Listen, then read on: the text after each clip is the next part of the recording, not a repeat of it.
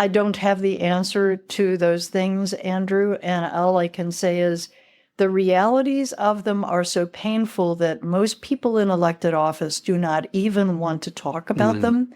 And when you have a problem that is emerging that you can't really run away from, but you can transfer to the next group, the next age group, it's terribly unfair.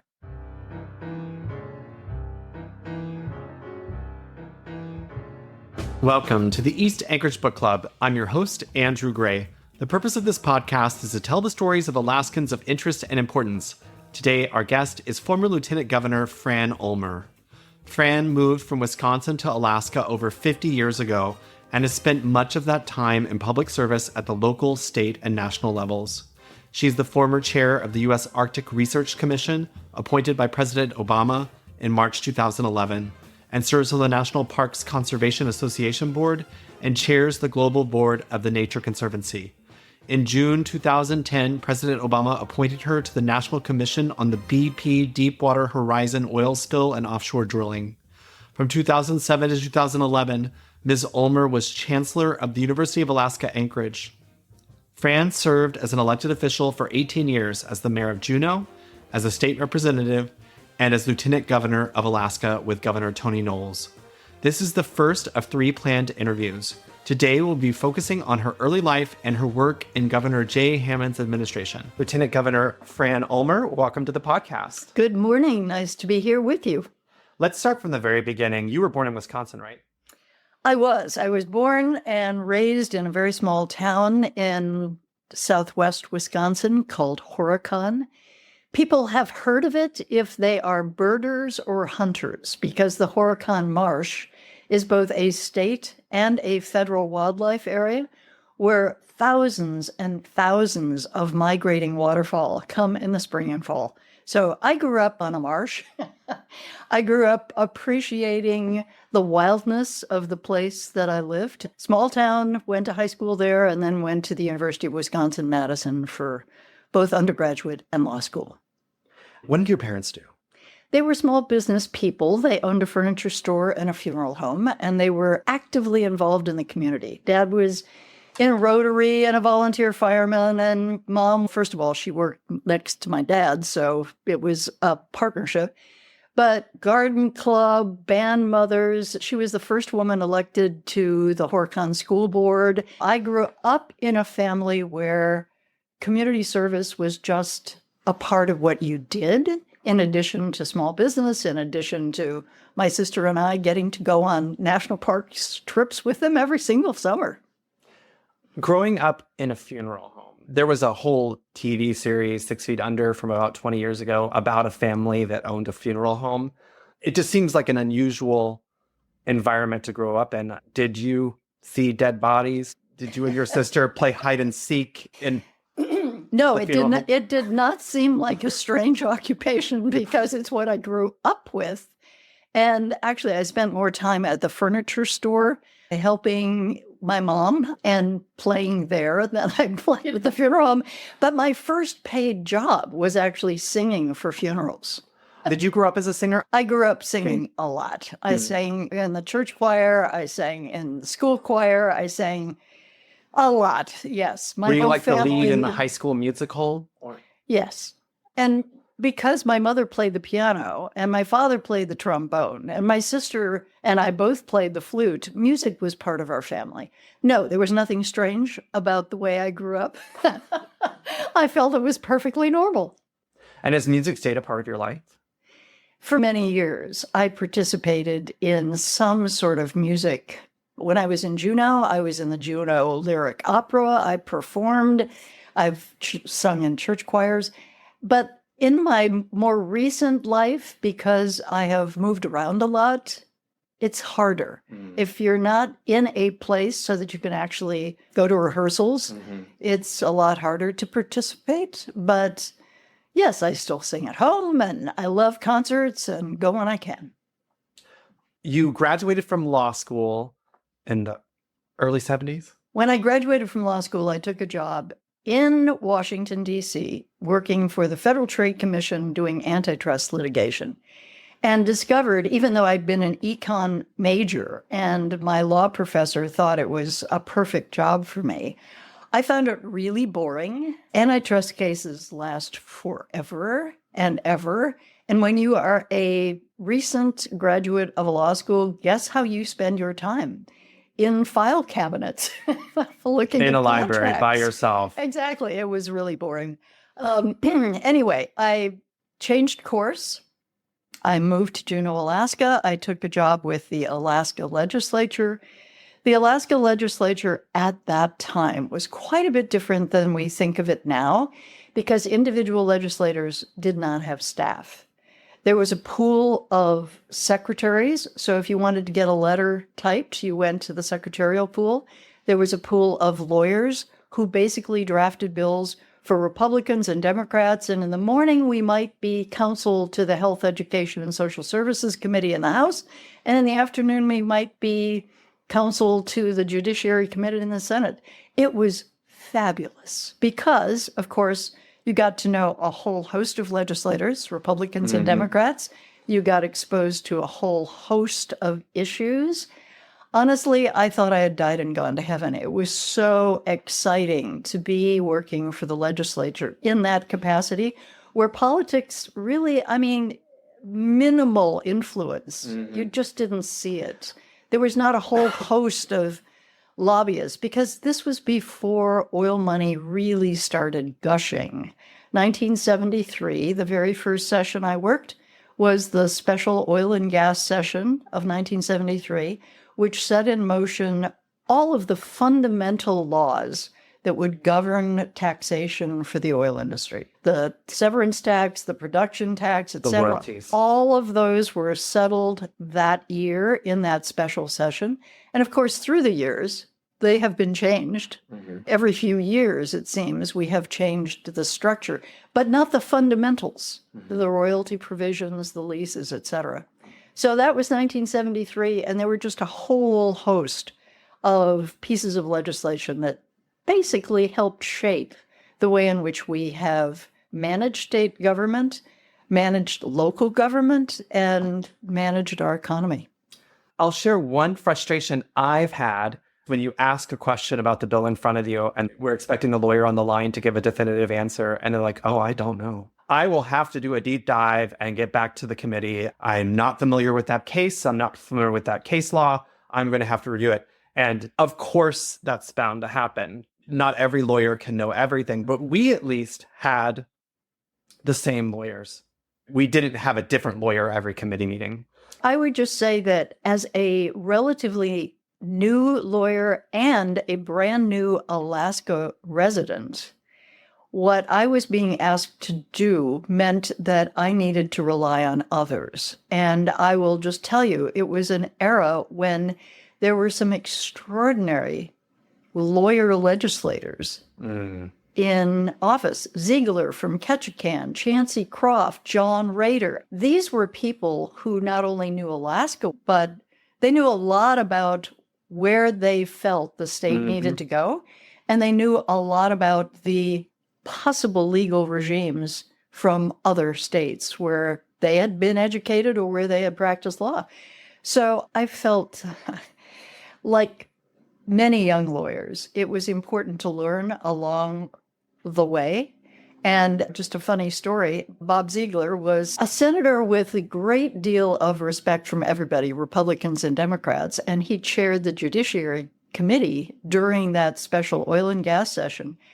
And I don't think he would mind if he were alive today if I told this story, that before the hearing where he knew there was going to be a lot of pressure on the legislators to do what the oil industry wanted and a lot of pressure to do what their constituents wanted and would be caught in the middle. And of course, the oil industry at that time was sending their very best to make sure that the taxes were going to be low. Senator Ziegler invited me into his office before the hearing to lay out what was about to happen and what the arguments were going to be and what his concerns were. He did a tutorial for me before that hearing, which meant that I was just there to ask some of the key questions that needed to be asked. not necessarily with the answers, but that would tee up additional research. I would say, to the extent that you get an answer when you ask a question of a lawyer and they say, I don't know, consider that a good thing because they're not misleading you or inflating what they know. And it creates an opportunity then for the research to lay out the alternatives.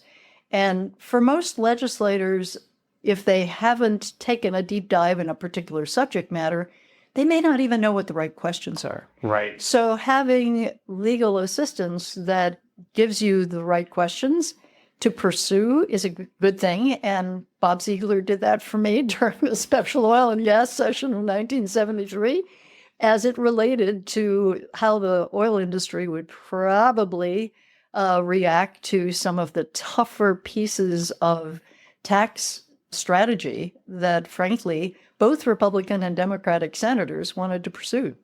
I would say the 70s were a period of rapid personal and professional growth for me that I'm grateful for. And then, of course, when I went to work for Governor Jay Hammond, and I worked for him for 6 years, every day was a learning experience.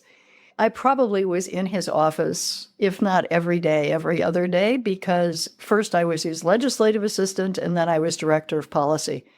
And Jay Hammond was a very creative thinker, so he always wanted his new ideas, and he had one almost every day, to have the benefit of, what's wrong with this idea? My job was, in large part, telling Jay what was wrong with his latest idea.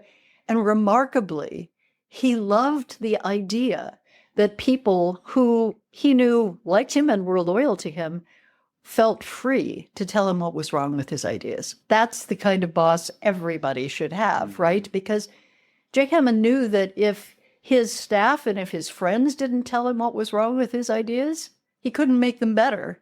And certainly his enemies were going to attack, right? So his approach was not, I have the answer to everything, but rather, I'm curious whether this idea might work and what are the problems with it.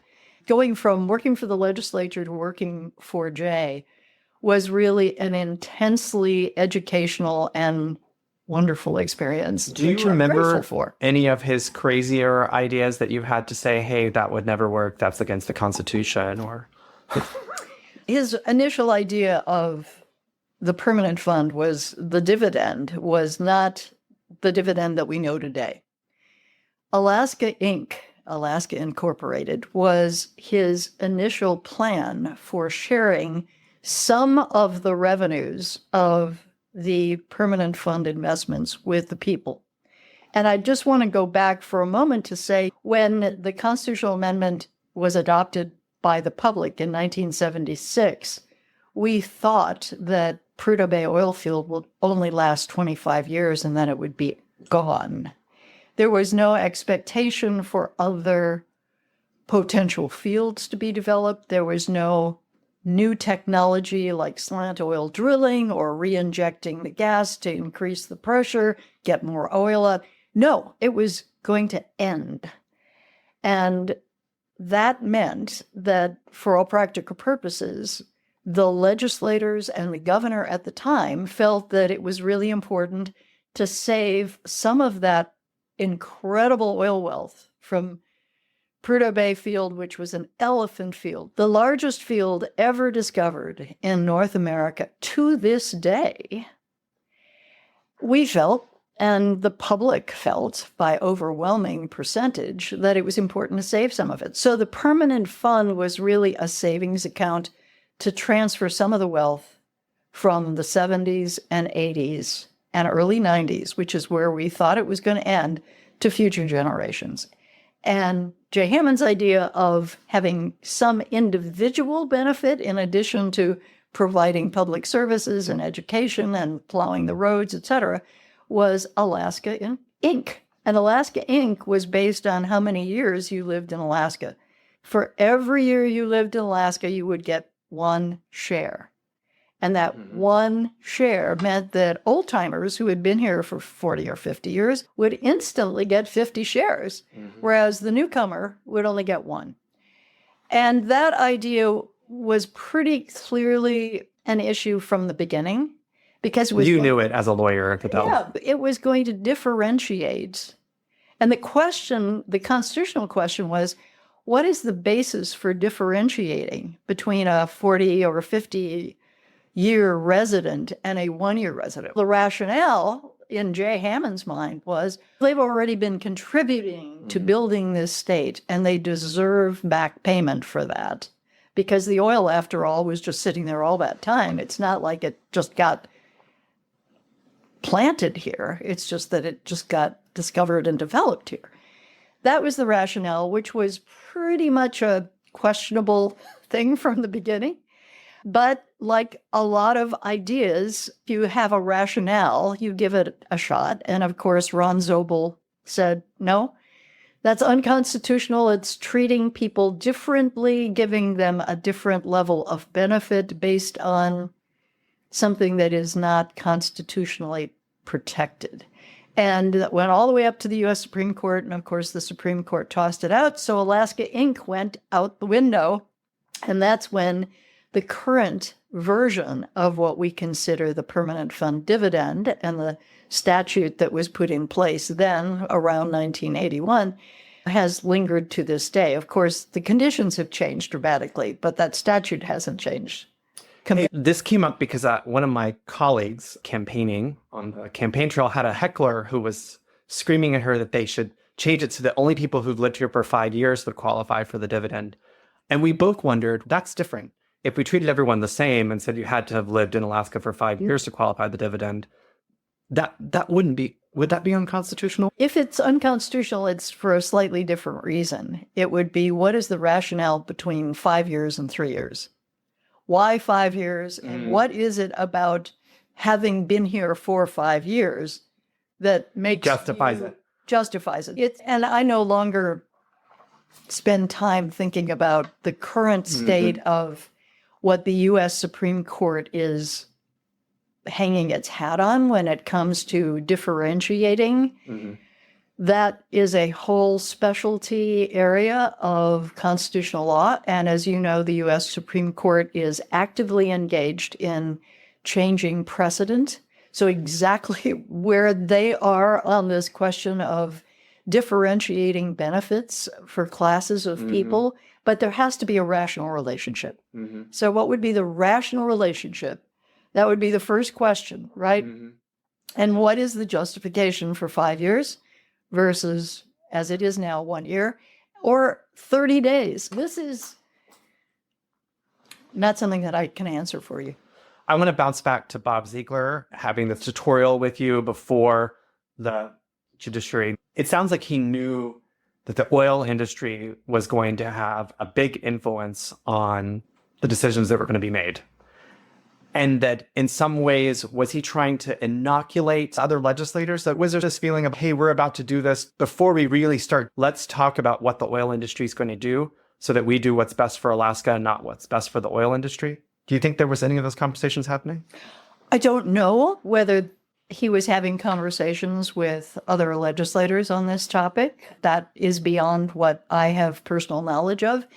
But I would say if you go back in time to 1973, Alaska was a pretty small state. I don't know, we were maybe 300,000, 320,000. We had no real experience with the oil industry. The oil had been found in the late 60s, but we hadn't really done anything except get the $900 million dumped into the Treasury. But there wasn't any knowledge of how do you do business with the oil industry.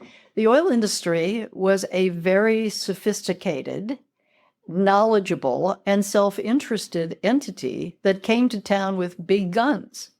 And so I think the perception at the time was, we're going into a podunk hillbilly state that doesn't know a thing about how to regulate us, and so we're going to be able to just get our way from day one. I think that was the prevailing modality in terms of what the industry was thinking. They weren't in it for Alaska, they were in it for their shareholders. That's the way capitalism works.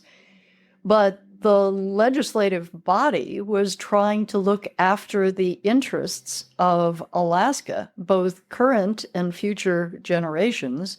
And they knew they were doing battle with a behemoth and wanted to be as conscious as possible of how to protect Alaska's interests against a big multinational corporate infrastructure that was in it to make money.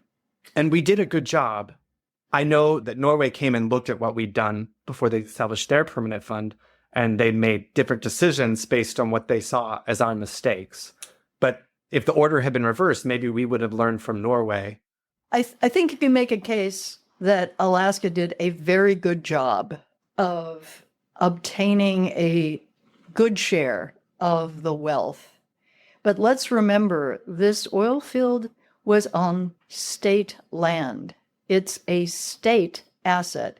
Unlike in Texas or Louisiana or Oklahoma or wherever, where the oil is on private property. And so the state government is taxing private enterprise in a different way. In this state, in a way, the oil industry works for us because it's our oil, right? If you're talking about Prudhoe Bay, it's on state land. So we had an ownership obligation in addition to just the tax obligation, which is why creating the permanent fund was brilliant, because it said, all right, bonuses, leases, and royalties, those are the things that you get as an owner. 25% of those will go into this fund in perpetuity in a way that guarantees what we call intergenerational equity. What does that mean? It means that the current generation that just happens to be there during the 70s and 80s and 90s when the oil is flowing don't get that benefit exclusively, and we're going to transfer some of that to the future. That was brilliant. You could argue that we didn't take enough. You could argue that the taxes haven't been big enough. There are lots of arguments you can make about whether all of the decisions dealing with the oil industry have been as good as they could be from a state perspective. But let's just say this, it's a heck of a lot better than had we never created the permanent fund. And if we had never created some of the other funds, like the Constitutional Budget Reserve, which evened out revenues during times when the price of oil was low, there are a lot of things that you can say, good management. You're right, the Norwegian approach was definitely better in the sense that they kept their income tax. We did away with it because of the amazing amount of money that was pouring into the treasury in the early 1980s. And people felt, we don't really need to tax our people when we've got all this money coming in. We don't even know how to spend it all. But as Jay and others said at the time, we'll never be able to get it back, or it'll be only after a disaster occurs that we'll be able to go back to actually a tax structure that connects people to the government that they're getting. Jay Hammond was overridden by the legislature. His vetoes were overridden 14 times, I believe. But he did not veto the elimination of the income tax. And he wanted to. And his advisors advised him not to veto it because it would just be one more time that he would be overridden. Actually, I don't know how many times Jay was overridden. I just don't remember. But there were times where Jay stood up and said, I don't care if I'm being overridden because I feel so strongly about this. I do not want on my record, on my watch, to say that I support this. And he was willing to do that. In the case of the income tax, because of the timing of the repeal and the timing of the adoption of the dividend, he had advisors who said, you know, you're working really hard to get the dividend, which you want, after Alaska Inc. had been tossed out. There are legislators who are watching what you're going to do here. If you veto it, you may lose some of those votes or some other votes on some other things that matter. Why don't you just do law without signature because they're going to override you anyway? I was on the other side of that argument. I said, you have got to veto it to demonstrate that it is the wrong choice for Alaska. and it will take forever to get it back in place. And if you are true to your values, Jay Hammond, you will veto this. I lost that argument, and Jay allowed it to become law without a signature with a very stern letter that accompanied it. Is it a fatal error? He would have been overridden anyway. So I don't think it changed the course of history, but for Jay, I think it was a very painful thing to do. I want to talk about a couple of big court decisions from the 70s. The first I wanted to talk about was the Molly Hooch decision. I think it was the 1975 decision. What was the Molly Hooch case, and what did it mean for Alaska?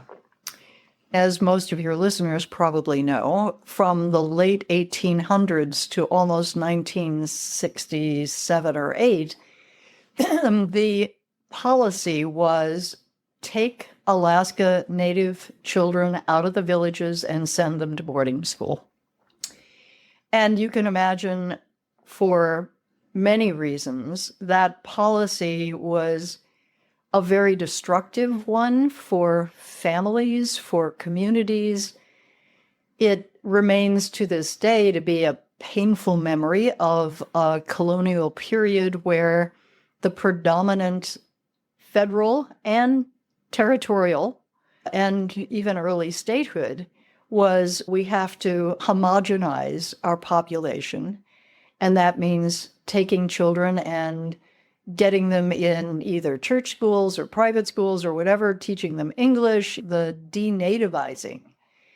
And today we see how awful that was and how many places, Canada and other places, are apologizing and deeply regret those policy decisions. Very painful period.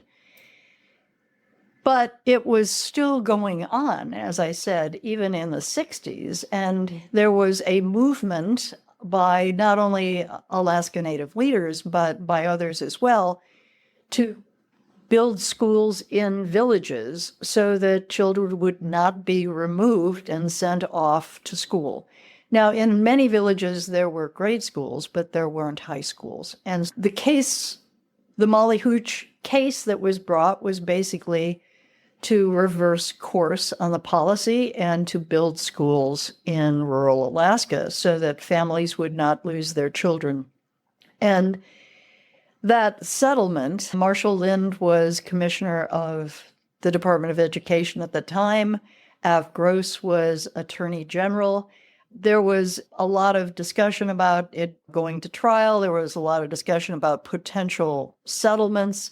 The Hammond administration saw the wrong and wanted to right the wrong. And there was the potential, because we knew oil was about to start flowing through the pipeline in 1977, there was the potential to actually have the money to build the schools in rural Alaska.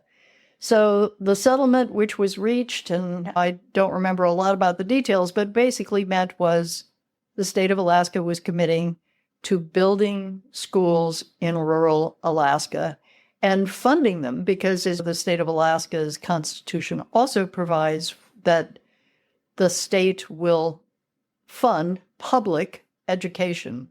Those things together, the settlement plus the funding and the flow of money that was about to come that would allow the schools to be built in the 80s, made a huge shift in how families and children and education and villages were going to look in the future than how they had looked in the past. It seems 40 years later, the high school, particularly if there's a gym attached, it really becomes the heart of these smaller communities. And it makes sense that we had all this oil money and we were able to build in areas where it's very expensive to build. So we had this money. My question is about maintenance, and we know that some of these facilities have fallen into great disrepair, and there hasn't been money allocated to repair them, keep them up. And I'm curious if at the time, if there was any thought about the long-term maintenance of these expensive facilities all over the state and what would happen if we didn't have enough money to keep them up. Good intentions frequently have unintended consequences. And I don't think there was as much attention paid to how to maintain not just the schools we were building, but all of the public facilities that got built. There was an era of Project 80s. That was an initiative at the tail end of the Hammond administration and during Bill Sheffield's administration to allow communities to build all kinds of additional infrastructure, performing arts centers, libraries, youth centers, in addition to things like docks and harbors. And that set in motion, honestly, just because there was so much money, a feeding frenzy to build infrastructure.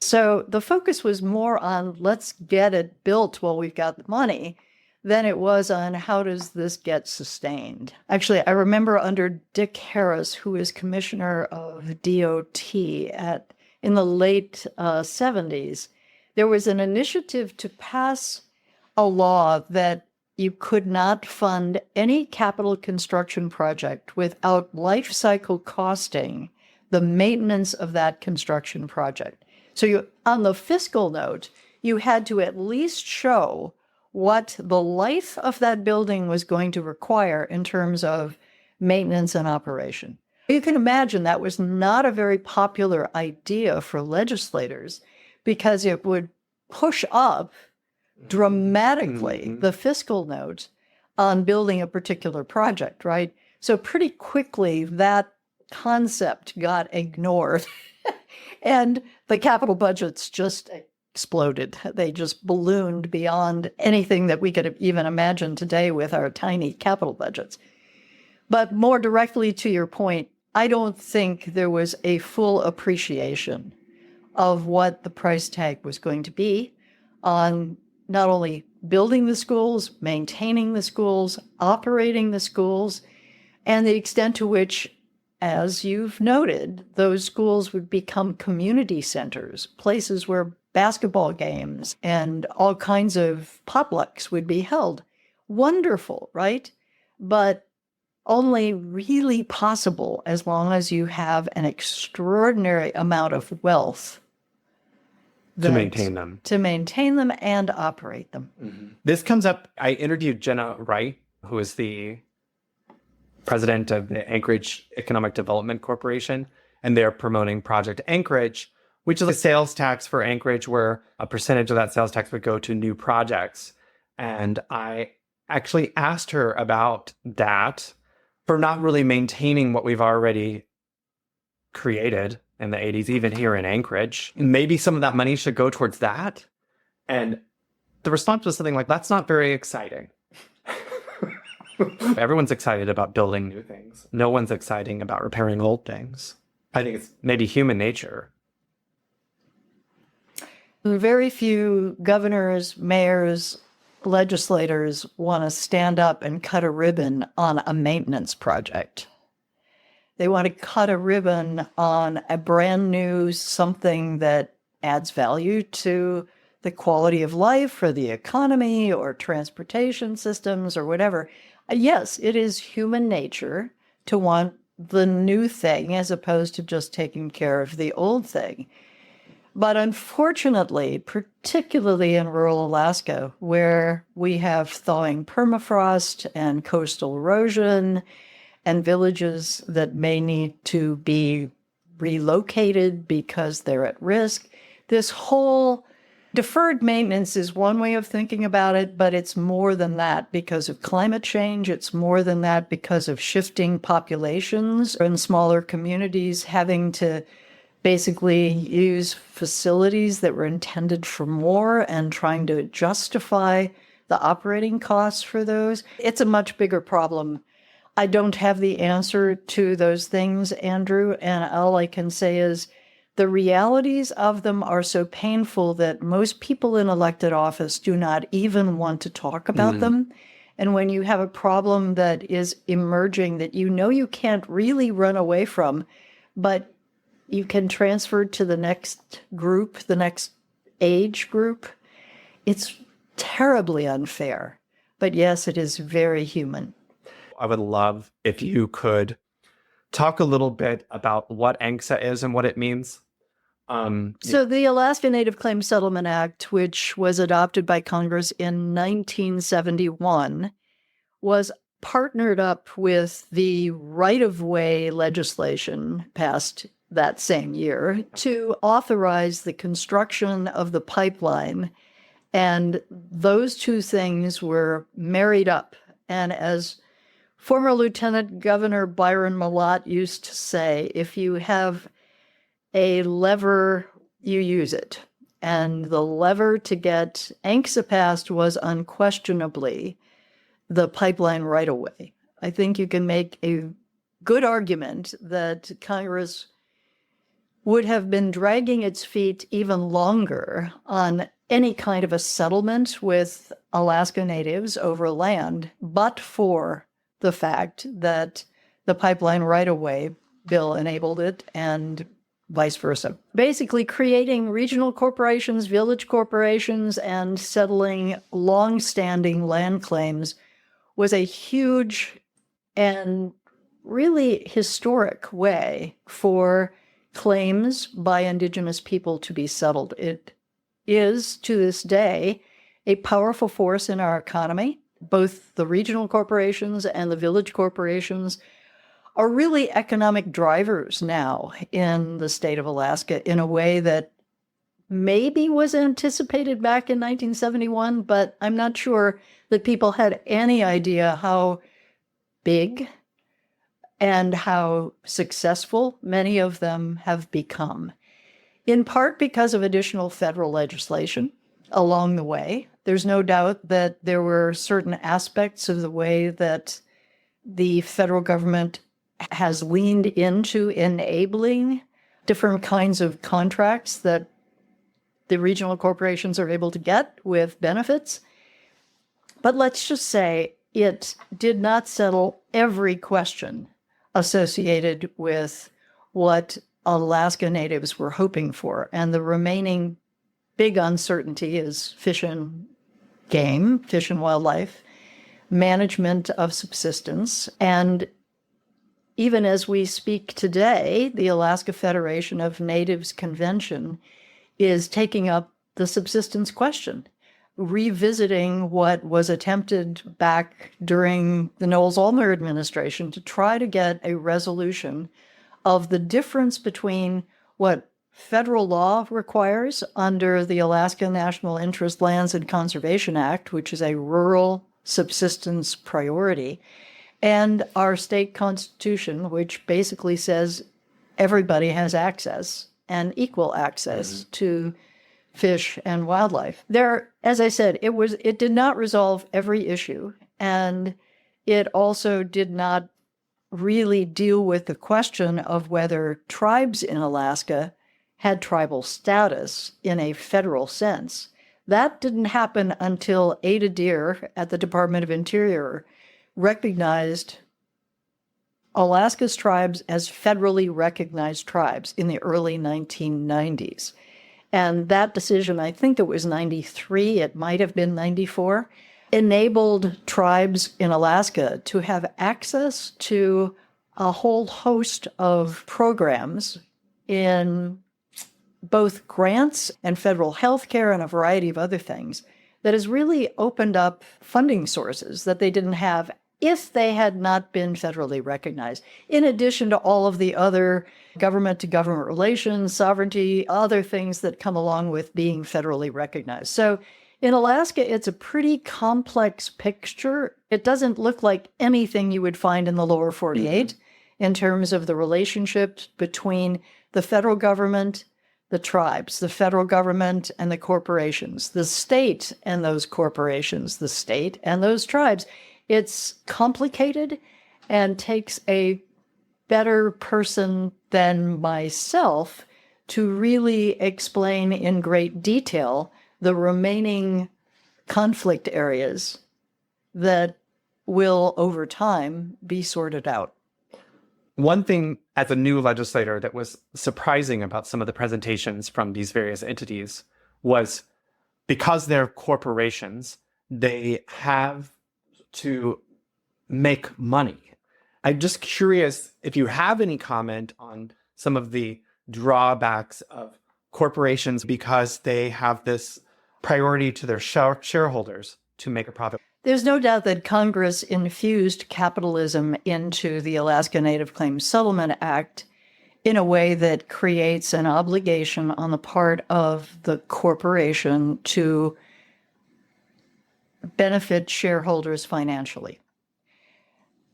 Most, if not all, of the regional corporations have created nonprofits. So Bering Strait has Cowerik and on and on.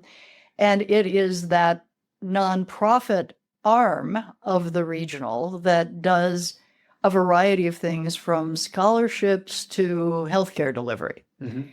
And that is the way they generally have balanced these kind of co-goals. One goal, profit, send the shareholders a check, and other goal, create the community enhancement, quality of life thing that might be social programs, might be education, etc. That's a somewhat awkward structure, and tribes do not have an obligation for profit. They are in a different category. They have different structures.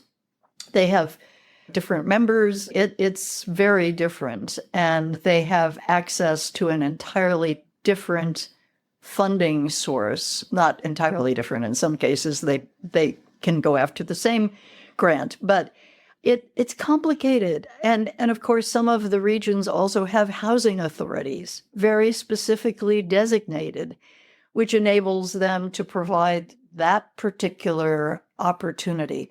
But are there conflicts within regions where the regional corporation, say, I don't know, wants to harvest trees, timber operations, in ways that local people at the village level don't approve of because of how it might impact subsistence harvest? So within a region, you could definitely, from time to time, you have seen conflicts between the corporation agenda, which is profit-oriented, and the local people's agenda, which tends to be more conservation-oriented, more subsistence harvest-oriented, more keep our culture intact and don't have it become a big capitalistic corporate infrastructure, right? There have been conflicts, and I'm not an Alaska Native person, so it is not for me to really judge others who are on the front lines of trying to do that balancing.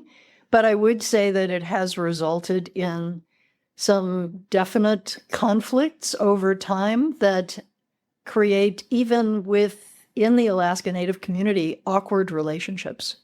And not for me to judge, but I still think that the decisions that were made in setting up ANCSA have benefited overall in a very dramatic, positive way, but there have certainly been downsides as well.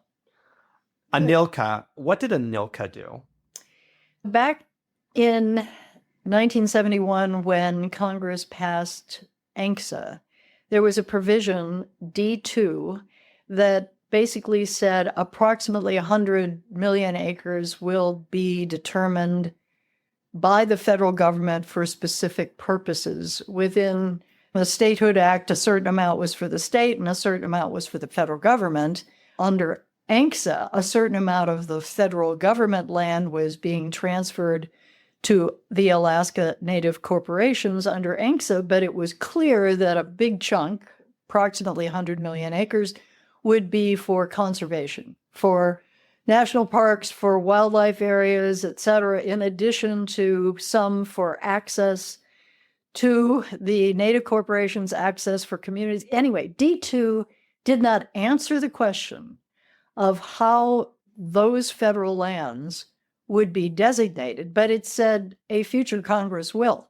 During the 1970s, the battle raged on in a political way in Alaska about who gets to decide and how those lands will be used, because there was a strong movement of Alaskans who didn't want it all in conservation status, felt that was going to tie up the opportunity for the state to develop as a state. And there were others who had very specific ideas about which parks should be expanded, what areas should be refuges, which areas should be wilderness. It was a hot political battle. It was really hot. There were hearings all over the state. There were protests. Federal government officials were threatened. It was a really hot time.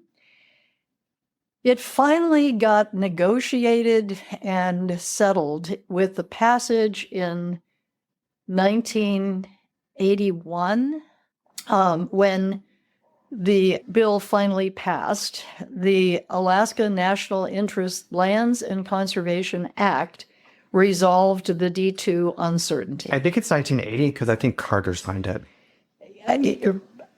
I can't remember, but it was Jimmy Carter's priority. Mm-hmm. Jimmy Carter said that it was the most important piece of legislation that he helped create during his presidency.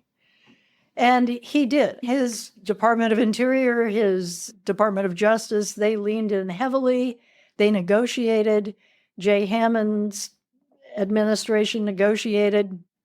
Local governments got involved. It was a complicated picture that gave rise to what we ended up with. So the Alaska National Interest Lands and Conservation Act set aside certain federal lands with specific uses: wildlife refuges, increased areas for national parks, for the Forest Service, etc. And at the time, it was controversial, but it's interesting to this day how much of those lands are now embraced by the tourism industry, by local governments, because of access to public recreation and how that adds value to a community being able to say this is a good place to live. It has ceased to be controversial in most cases. Now, having said that, there will always be issues associated with whether or not a particular project gets to build a road through a wildlife refuge. Think about Cold Bay wanting a road and that whole controversy out on the chain, or more recently, the Ambler Road, which would cut across part of the very special areas for caribou habitat, etc., Gates of the Arctic National Park. There will be and continue to be these conflicts, but basically the Alaska National Interest Lands and Conservation Act settled the D2 uncertainty that was created by a section of ANCSA. So those things are all tied together. As we come to the end of our time, did you meet your husband in Juneau in the 70s? I did. What was he doing? My husband, Bill Council, moved from New York City to Fairbanks to take a job as a district attorney. He was a prosecutor. Then he moved to Ketchikan and became a public defender. And then he moved to Juneau and went to work for the Department of Law doing civil litigation. So he had a variety of Alaska experiences before he moved to Juneau. And I met him when he was working for the Department of Law, and I was working for Jay Hammond. And after we met, we got married, and that was 1977. And we're married for 37 years until, unfortunately, he died very young. And you got married in 77. You had kids right away? Mm-hmm. My daughter was born in 78. My son was born in 79. Both of them went to grade school and high school in Juneau. And after they went off to college in North Carolina, my son couldn't wait to get back. And he lives in Anchorage and works for First National Bank Alaska. And my daughter ended up marrying a young man from New Orleans and has stayed there. You decided to take a break from politics and raise your kids for a few years in Juneau. But you decided to get back into politics and you ran for mayor. Our son had a congenital heart defect, which required him to have surgery when he was around 2 years old. And seeing that Bill had just started a private law firm and I was working for J. Hammond in a very intense job, and we had a son that needed to have surgery, it was a no-brainer. I needed to quit and go home and stay home and take care of our little kids. And fortunately, his surgery was successful, and I stayed at home and had a timeout period, I would say, from my professional career. But as is often the case, those of us who choose to stay home and parent also get involved in volunteering. And Mayor Bill Overstreet asked if I would be willing to serve on the Planning and Zoning Commission as a volunteer, which I did. And it was the time in Planning and Zoning Commission work that we needed to revise our comprehensive plan. And Bill Overstreet asked me if I would chair the revision of the comprehensive plan. Little did I know that was going to be the equivalent of a full-time job, to say the least. Full-time job in the sense that if you are going to do a good job redoing a comprehensive plan, you hold hearings throughout your community and listen to what people have in their minds about not only where a new stop sign needs to go up because cars are speeding, but maybe where a community park needs to be and what kind of a long-term vision. So I did that. I held hearings throughout Juneau. Again, I was staying at home with my family, but in the evenings I was doing these public hearings. Bill Overstreet resigned and took a job representing the state of Alaska in Tokyo, Japan, the very first office that the state of Alaska set up in a foreign country. And we did it because, of course, Japan was a major consumer of Alaska salmon and other fish. Bill went off, and that meant there needed to be a special election for mayor. And I had just been holding all these hearings all over Juneau, knowing exactly what people had in mind.